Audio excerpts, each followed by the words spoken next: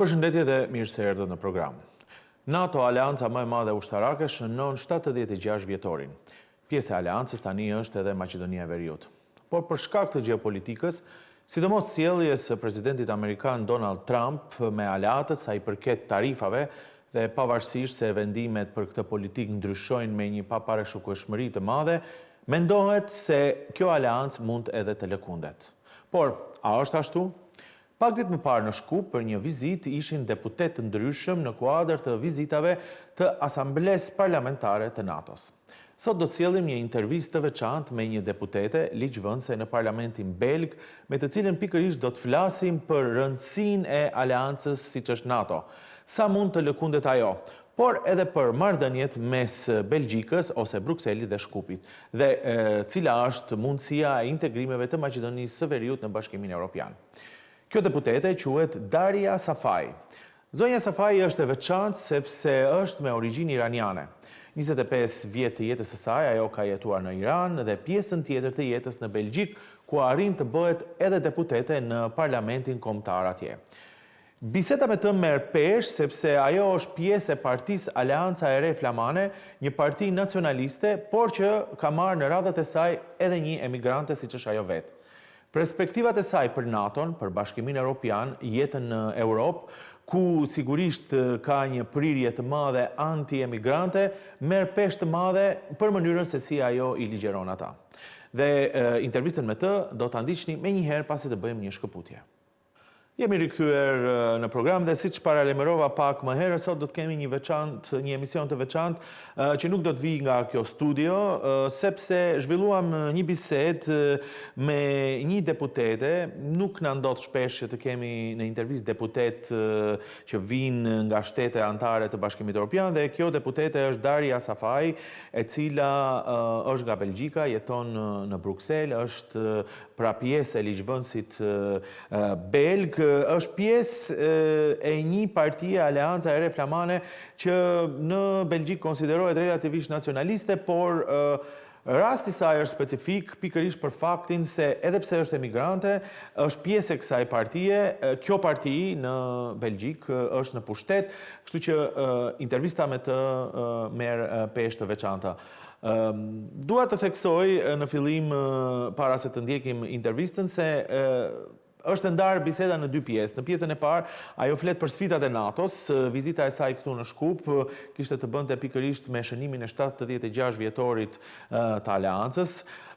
Flet në mënyrë direkte për atë nëse NATO do të sfidohet ose jo si Aleancë, gjithnjë duke marrë parasysh atë çfarë ndodh në gjeopolitik ose qëndrimet kryesisht të administratës të presidentit Donald Trump. Zonja Safai sigurisht flet edhe për rëndësinë e Europës në këtë aleancë, se çfarë do të thotë të jesh europian kur në Europë ka një konflikt, siç është ai i Ukrainës, por edhe si duhet të sillet Europa me një konflikt tjetër të rëndësishëm, siç është ai mes Izraelit ose në Izrael dhe në Gaza. Por propozoj të ndjekim intervistën. Thank you very much for this interview and the conversation that we will have. First of all, I want to ask you why you are here in Skopje, North Macedonia. It's, as you know, it's 76 years that NATO is existing, and then this is an important year to celebrate this strength together. It's a very strong alliance between the Western countries, and so we are here to talk about the very important issue, and it is the safety and security of the world today. Ms. Safai, of course you are here as a part of Parliamentary Assembly of NATO. But for our audience, I want to explain that you are a member of the Parliament of Belgium. Yes. And your political party is in government in Belgium right now. Right. So I want to ask you a lot of questions, but I will start with NATO. How important is this alliance? This is really, I can say, the only thing that we have right now for building a very strong security in the whole world.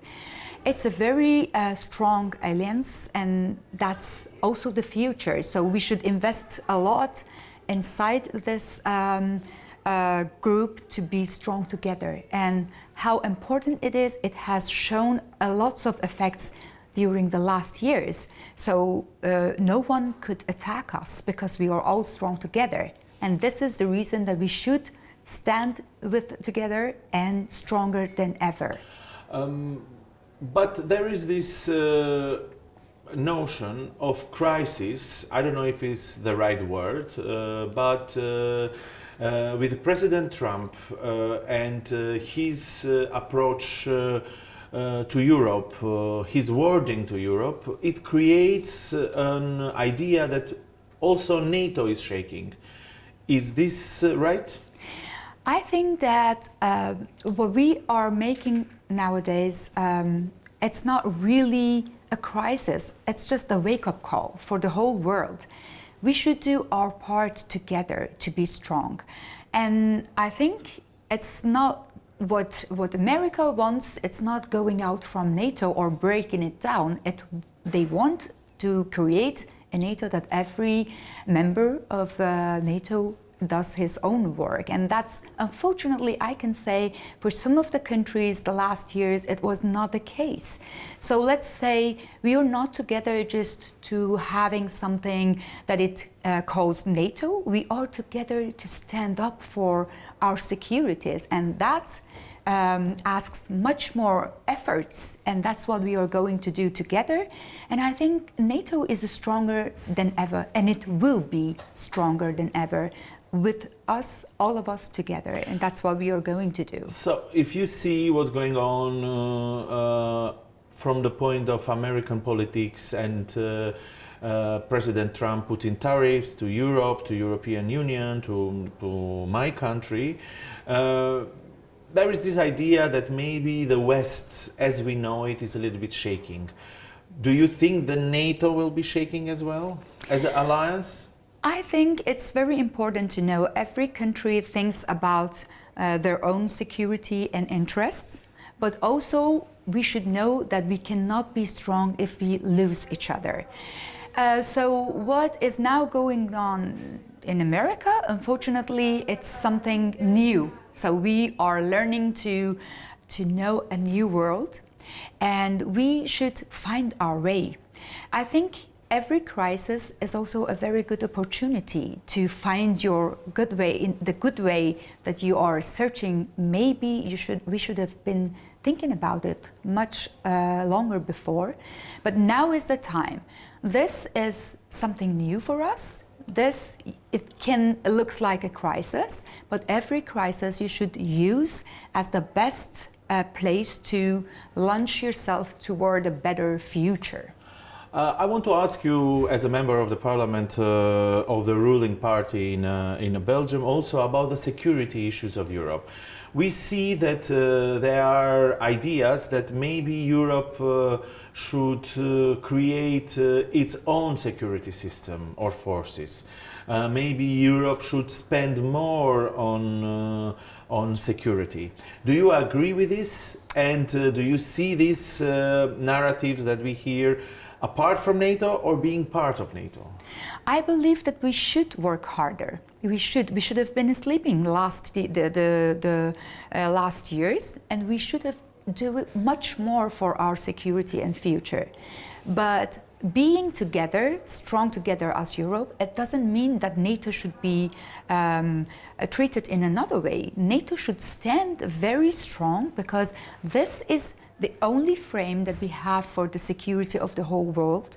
And we are allies, America and Western countries, European countries, we are allies. We should not lose each other. It's just something, finding a new equilibrium, and we are going to find it. And we should never forget this balance is changing, but the content of this NATO should stay and stand together. And I don't think that America wants something else, because NATO is important. But what we should do ourselves is more investing in our own security and future. We should make our defense industry, much more stronger than what it was before. It's just a wake-up call for us. And I am sure that we can afford this crisis, like we have done a lots of other crises, if you look at the history. Yeah. So together we are strong. In the NATO frame, of course. Of course. North Macedonia, my country, is a member very, very recent. But still, we are now kind of connected with NATO even more, because the Vice Secretary General of NATO is from our country. Right.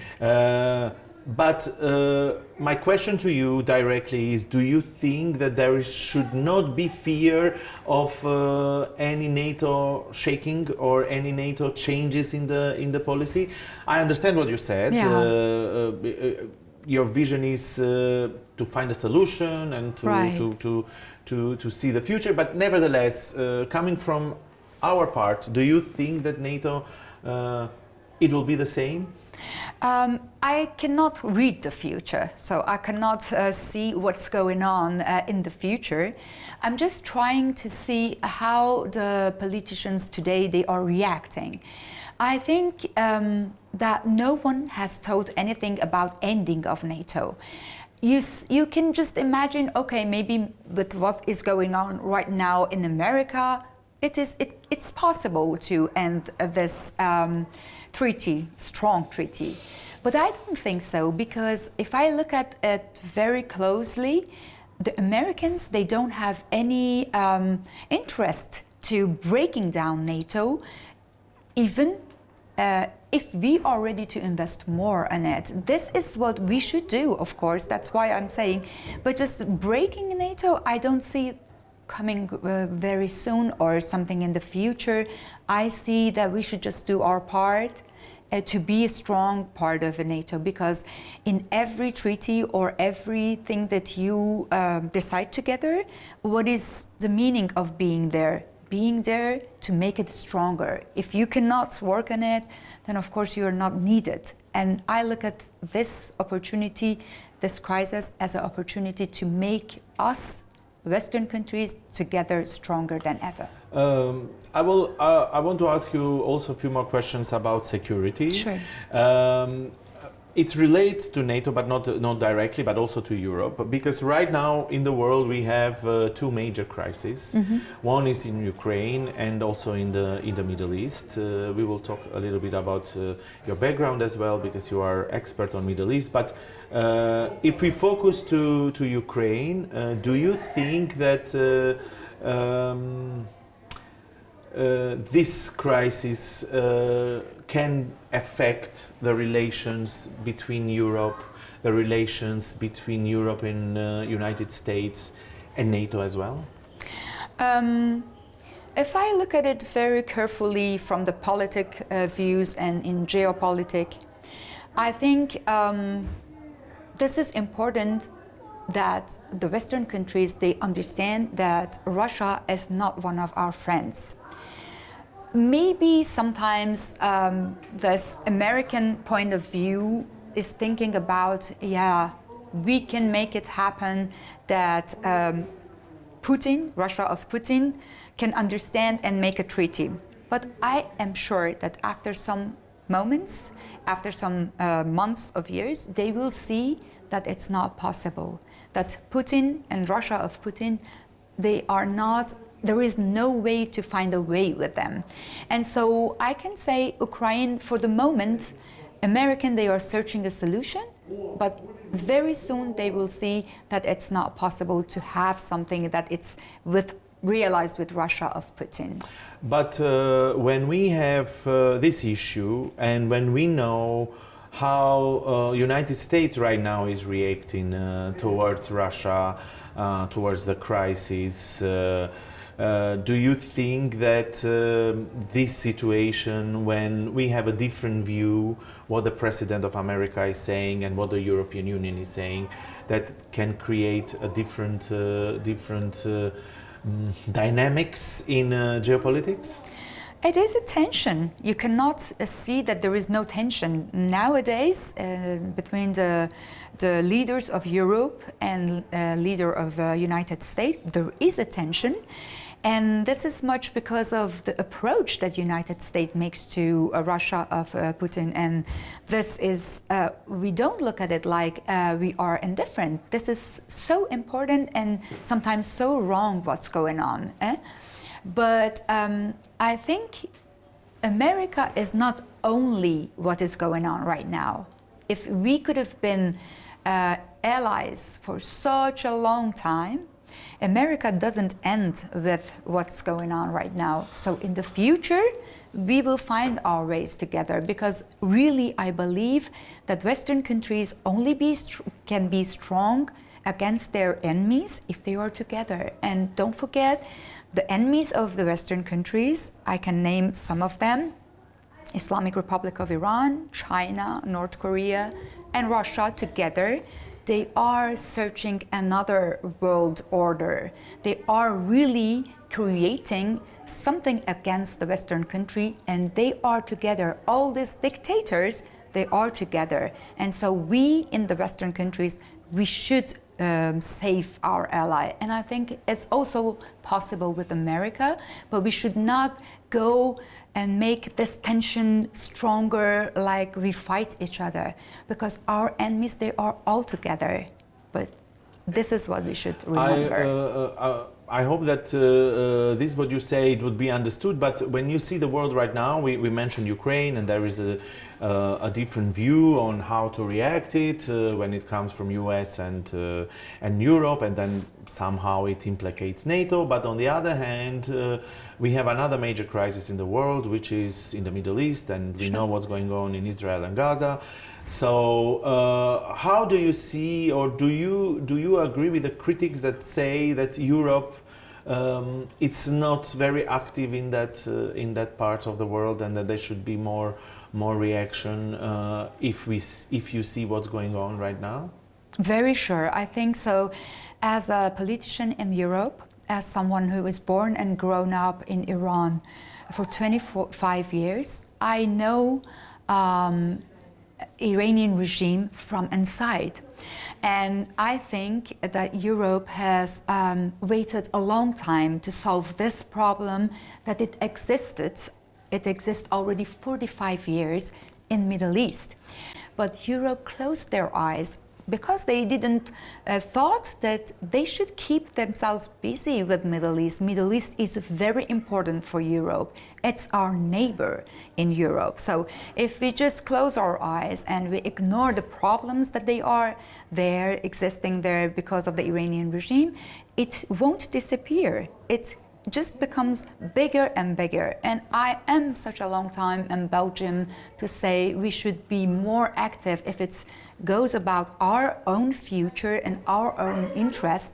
Unfortunately, it was not like this. Ishte pra pjesa e pare e intervistës me zonjën Darya Safai, deputete në parlamentin belg, qëndrime interesante që vijnë nga një ligjvënëse e cila është pjesë e një partie që është në pushtet në Belgjik, sidomos të rëndësishme mesazhe që kanë të bëjnë me NATO-n dhe frikrat që ndoshta ekzistojnë në Europë ose që artikulohen se mos ndoshta Aleanca do të mund të lëkundet, pavarësisht deklarimeve të saj, ndoshta edhe të përmbajtura. Megjithatë, mesazhi kryesor është se patjetër Aleanca të vazhdojë dhe sigurisht që balancet, ekuilibrat për këtë aleancë mes Europës dhe Shteteve të Bashkuara të Amerikës do të gjenden. Propozoj të bëjmë një shkëputje këtu dhe do të rikthehemi pas pak me pjesën e dytë të intervistës. Na ndiqni. Jeni me programin 200, jemi në pjesën e dytë të këtij programi sot. Siç edhe jeni duke ndjekur, po zhvillojmë një bisedë me deputeten Darya Safai, e cila është deputete në parlamentin belg, në parlamentin kombëtar të Belgjikës. Ajo është pjesë e partisë Aleanca e Re Flamane. Pjesa e dytë e intervistës me të do të fokusohet në marrëdhëniet e Belgjikës me Maqedoninë e Veriut, por edhe çfarë mendojnë ligjvënësit belg për integrimet, sidomos dhe për zgjerimin e Bashkimit Evropian. Sigurisht Brukseli dhe Belgjika janë të rëndësishme, pasi në kryeqytetin e këtij vendi janë institucionet më të rëndësishme të Europës, po jo vetëm të Bashkimit Evropian, sigurisht edhe të Aleancës. Atje është edhe selia e NATO-s. Por shpesh politikat për zgjerimin i diktojnë edhe partit apo edhe qeverit në fakt të vendeve antare. Dhe çfarë mendojnë për zgjerimet, për zgjerimin në vetvete deputetët belg? Këtë do të na thotë deputetja Safai, por një pjesë tjetër e intervistës do të fokusohet edhe tek jeta e emigrantit. Në Bashkimin Evropian, sidomos viteve të fundit, ka një narrativ të madhe anti-emigracion. Por ajo vetë jeton vetëm 25 vjet në Belgjik dhe siç kemi thënë, ka arritur që të bëhet edhe deputete. Çdo të thotë të integrohesh në Europë dhe a do të dominoj ende në Europë narrativi që ka të bëjë me anti-emigracionin, për këto dhe të tjera në pjesën e dytë të intervistës. Na ndiqni. Okay, we will continue the next part of the interview with international politics, but in relation with our countries.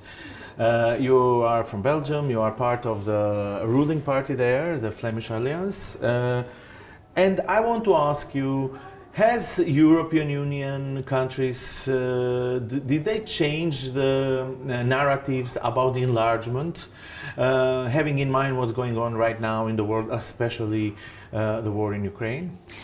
It is like this, that we know that we are strong together. But now, if we are going to enlarge the European Union, it depends on what is the situation of the countries that are joining the European Union. Because being together, it means being strong. And so it's very important, like I talk about my own country, that you just put the things that they are asked. Like, I give you an example. If the norm of the NATO is like 2% of your GDP, so you are asked minimum to make it right. And if you can do it, then you are helping your allies. But this is how it's going on. I think there is a future for enlarging European Union if we can take a good care of what it is needed inside European Union. So let's say that each country which can have this criterion of being a member of European Union, it can has the chance to join it. Before, there was this sense, North Macedonia, it has its own challenges, of course, but it was this sense that Europe does not welcome any enlargement anymore. Do you think this has changed? I mean, of course, you're not coming from European institutions, but still the member countries' parliaments, they have a strong voice about these issues. I think this is a challenge for North Macedonia as well. You know, enlargement of European Union, it means being stronger. And that's the challenge for every country, every candidate, to show that it's a more value of joining them in the European Union is a better future. And I think your country is busy with finding a solution for the crisis or the challenges that you have, like every country. And I think maybe if you can make this future happen, why not? Mm-hmm. Because every country of Europe has the right to join this European Union, make it stronger. We are always stronger together. Look, you are in NATO, and it means that you can afford the things. And so let's hope that it happens. Okay. And Also, why not? If you can confront your own challenges here, and the people of here, I have seen a lot, I talk to them, they want to solve to find a solution for these challenges. But this issue of enlargement, it has been a big topic in European Union and also in Belgium, because it is linked with immigrants and immigrant or anti-immigrant narratives. You are an immigrant yourself, but also you are a member of the parliament and you are part of the political party. Do you think that the narrative will change when you talk about enlargement and people coming to European Union? I think it's very important to know that Europe tries to hold on the culture that they have, and that's a good thing, because what was Europe without this culture? So protecting the culture is good. And I can guarantee that not every immigrant is a threat to this culture, because a lot of people, like myself, I came from Iran. I looked up to the values that in Europe is respected, like women's rights, like freedom, a real freedom. So those are the beautiful things, and a lot of immigrants can enjoy it. But there are, from the other sides, unfortunately, people who don't follow the rules, or who challenge the values of Europe and Western countries, or they abuse the system of being accepted as a refugee. Of course, you want to help a lot of people, but do you have the possibility to do it? Nowadays, I can guarantee you the things that we see in Brussels, there are a lot of people who even don't find a little home to live in. So it shows that there is a crisis, and that's why we in Europe also should be very careful with our own possibilities, because it's not the goal that you bring the people. There are people who comes to your country, but you cannot afford to keep them, to keep also humanity for these people, and then still the doors, it's open. So that's the challenge of Europe. And I think if we have the same values, what I'm seeing in your country is that you have a very open culture. You are together and in a very peaceful way. So this is maybe a good beginning for if you can be a member of it or not, but you are a candidate. And the moment that you have this criterion, it will be studied, and then we will see. So what will be your message to my country when it comes to being a European? And why I'm asking you this question, you come from an immigrant background. Yes. You have been part or lived in a European country, Yeah. in Belgium, in Brussels, and yet you have achieved to be part of the political system Right. in Europe. So in this context, what can be your message, and how much should everybody do an effort for this country to be part of the EU? It's a very good question, because I can tell you, because I have been grown up in Iran until my 25th, and so now I'm such a 25 years also in Belgium, so I can say I know a lot of inside culture of also Belgium, Europe and Iran itself. The only thing that you should do is just asking yourself, why do you want to be in Europe? Why did I want to be there? So if I like those values, so if I love it, so I should respect it, and I should have a lot of respect also for the people who gave me the chance that I grew up there. Look, it's not easy to be in the politics, and I have done it because of the people of this country. The chance that I have been given, also I am a dentist, I could study again in this country. So this is the people of Europe, they want to be respected, appreciated, and they are good people. Of course, everywhere there are good and there are bad, but in general, the system of Europe is based on respect for each other, and also surely based on a culture who keeps it so strong. If you want this culture, if you love this culture, and if you want to be a part of it, then you do your best to be better than you can for also European country. And that's what I think it's a good message to bring. You should want to be a part of this culture. So how hard is for someone as yourself to come from a foreign country, to live 25 years somewhere else, and then to come to this new country and to adapt? Have you felt welcomed, or maybe sometimes unwanted or challenged? I think my challenges in Europe was much less than my challenges is in my own country, beloved country, Iran, but in the time of Ayatollahs. As a woman, I didn't have any rights. But I think you have always challenges. Of course, learning a language, it's just a very difficult thing that you should realize. And I have learned not only Flemish, but also French, to show that I want really to be a part of you.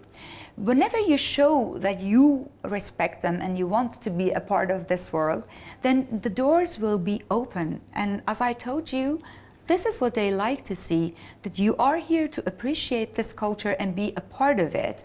And I wanted to study, I wanted to work hard, I wanted to go forward. I didn't want to just sit and look at how the world turns. I wanted to be a part of it. I think they were really open for that thing, and they appreciate it as well. Otherwise, could not happen. Those things, when you are elected in a country, those people trust you. And this is a very important fortune that you have, the trust of those people. And it shows enough what Europe is. But of course, if you want to break this culture, or if you want to bring your own culture and say your culture is not good and the mine is good, then you can have clashes, then you can hear, if your culture or country is good, why are you here? Is it not logic to be there if you want to be a part of them? Those are the things. But I can say and guarantee you, I had a beautiful opportunity, I have it still, to be a member of them, a part of them, a real one. I mean, in the end, there is less and less maybe people that want to deal with politics, and of course, in European context, maybe we don't see a lot of immigrants or people from an immigrant background to be in politics, or to be in a political system or in a political structure of parties. How important is to be part of the system in order to influence the right policies of Europe? I think it depends on. I mean, you can even try not to be a part of it, but you can have your role always. It depends on your choice. But my choice was being in a part of politics, because I thought what I wanted to realize for Europe, I mean, the security, a better world, could be more realized if they have heard from me what is going on in Middle East. And that's also one of the reasons that I engaged myself in politics. It is important because the things that you know as a culture outside European and Western countries can help them to understand better what's going on in for example, in Middle East, if it goes about the war of Israel-Gaza or Hamas or Iranian regime. This is important to be a part of it. And I think, and I invite everyone to be active in the society of living together is only possible if we live together. How did your political party accept you? New Flemish Alliance. Yes. It's a ruling party in Belgium. How welcoming they were for an immigrant person to be part of politics? Of course, it is the deeds are stronger than words. If you look at where I am right now and the heart of democracy, of Belgian democracy, then you know how I was treated. I had always the best places on the list. I was really welcome, and I am still a very welcome person between them. Why? Because they know that I love them. I love the culture of those people, and I am one of them. I think this is an important message, and I want to give my experiences to make them stronger, and they trust me. I was always a very, very happy member of them. And you know, this is a nationalist party, and being welcome in a nationalist party, it shows that the nationality and being one of them, it doesn't need your root, it needs your heart. And if you give your heart, then they can appreciate it, and you are one of them. Darya Safai, thank you very much for this interview. With pleasure. And I hope we're going to meet again and do a different interview again. Sure. Thank you. Thank you very much. Ishte pra kjo intervista e plot me zonjën Darya Safai, deputete, e cila vjen nga Aleanca e Re Flamane, por që është deputete në parlamentin belg. Siç patët mundësi të dëgjoni, ishte një këndvështrim i asaj se çfarë mendon Europa, çfarë mendohet në zemër të Europës, nga ligjvënës europian, për NATO-n, për zgjerimet, sigurisht edhe për marrëdhëniet që ka Maqedonia e Veriut me Europën dhe me shtetet përkatëse, siç është rasti konkret Belgjika. Programi 200 do të vijë sërish javën që vjen, deri atëherë, mirupafshim.